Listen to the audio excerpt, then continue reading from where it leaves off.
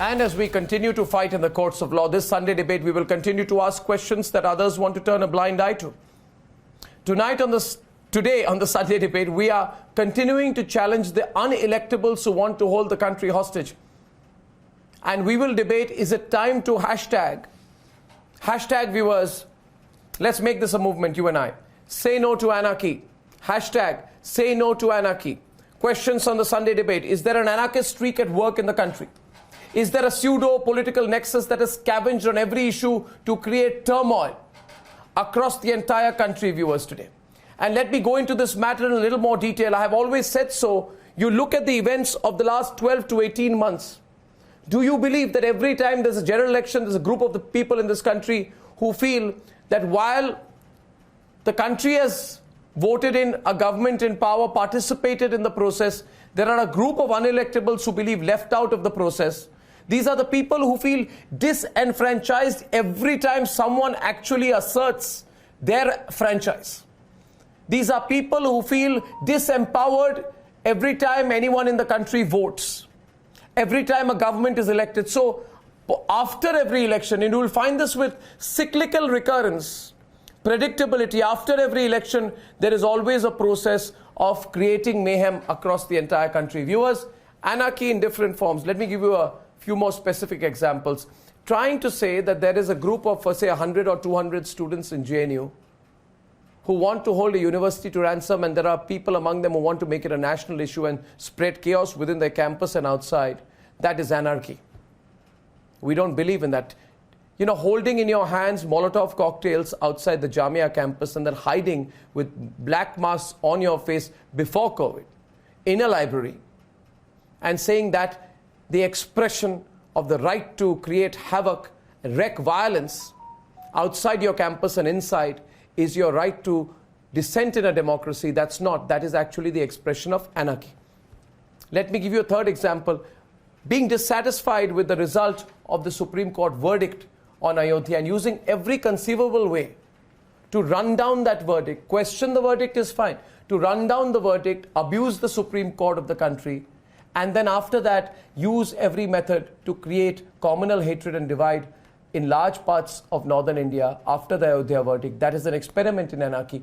And when that, at an opportune turn after the CAA Act is spoken about, instead of discussing the merits or demerits of the CAA Act, what you do is you institutionalize the process of creating blockades in thinking, governance, law and order in the country through a failed experiment called Shaheen Bagh.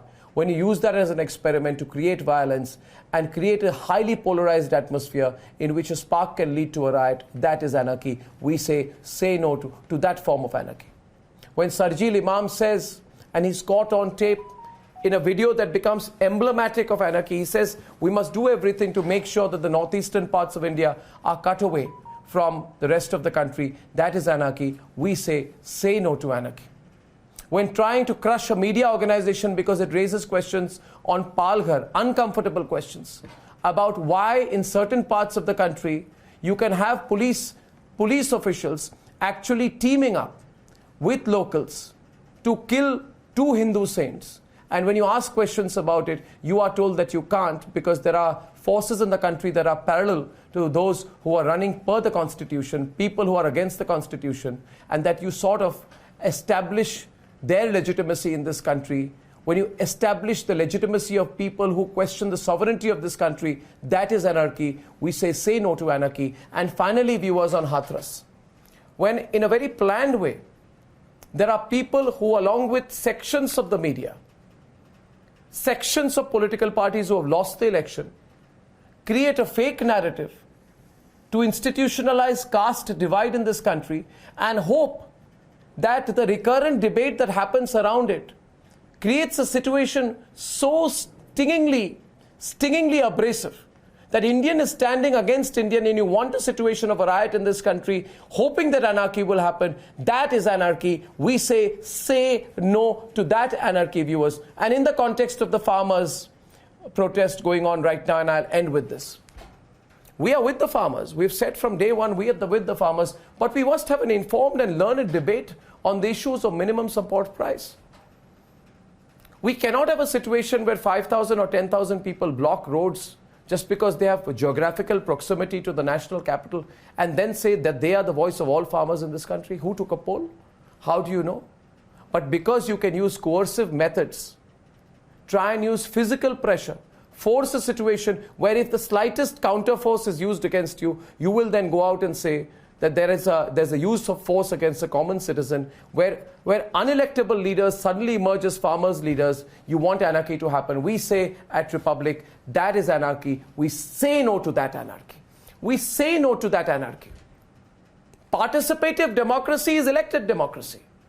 Any democracy that does not believe in the principle of electoral politics is not democracy. That is anarchy. We say no to that anarchy. There needs to be a large movement in this country today that says, say no to that anarchy. Let the debate begin.